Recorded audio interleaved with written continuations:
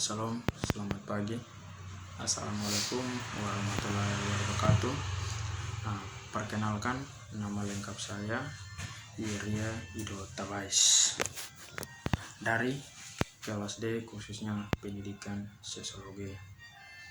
Nah, di sini saya akan menjelaskan sedikit materi yang saya ketahui, yaitu bagaimana cara mengumpulkan data kuantitatif dan kualitatif serta jenis-jenis kualitatif dan kuantitatif dan subjek analisis dari kuantitatif dan kualitatif. Nah, secara umum itu penelitian kuantitatif itu proses para penelitian yang ditunjukkan para pengelolaan angka. Setiap data yang dikumpulkan berupa angka dan hasil penelitian mengacu pada data angka tersebut. Nah, dalam penelitian kuantitatif menggunakan grafik yang membantu mengukur data,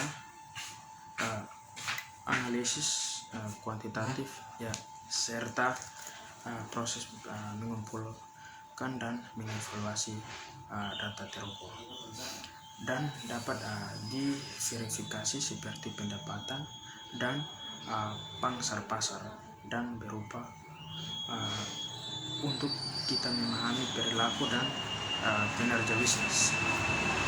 Nah, analisis kuantitatif merupakan pengumpulan data penelitian kuantitatif yang dilakukan dengan menggunakan serangkaian instrumen dan penelitian yang berupa tes atau kuesioner.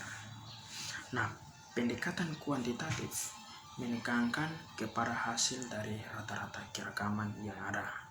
Nah, pendekatan kuantitatif dipandang sebagai suatu bersifat eksplorativitas dan induktif. Kuantitatif fokus pada keandalan atau reliabilitas yang di situ ada metode analisis, dan kuantitatif mempunyai berbagai macam jenis analisis seperti teknis korelasional atau analisis deskriptif. Dalam metode kuantitatif, penelitian dimulai dengan teori yang didukung oleh data lapangan. Sebaliknya, dalam metode kualitatif, penelitian dimulai dari data lapangan dan teori yang dihasilkan dari data ini untuk mendukung teori yang ada. Menurut ahli Williams pada tahun 1988 ada 5 pandangan dasar tentang perbedaan antara pendekatan kuantitatif dan pendekatan kualitatif. Berikut ada 5 perspektif dasar yang kita ketahui, itu perbedaan realitas.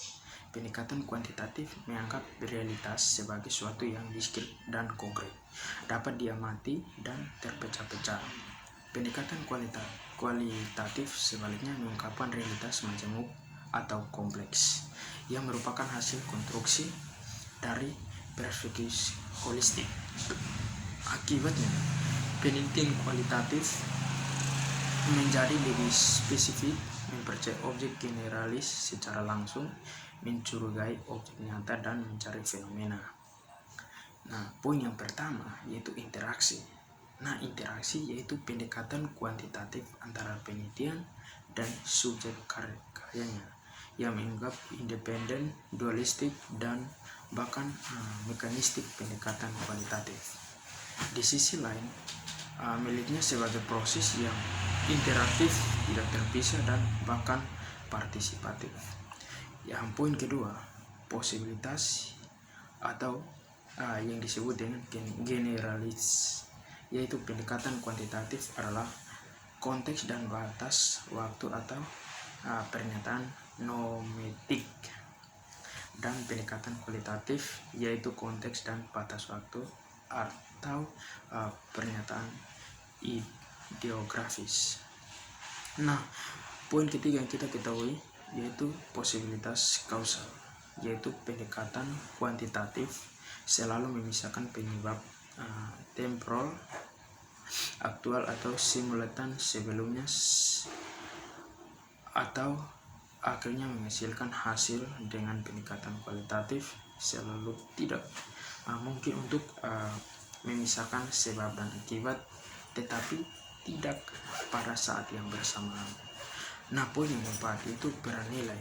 Nah, peran nilai pendekatan kuantitatif harus dianggap tidak berharga dan objektif dan harus tetap sama.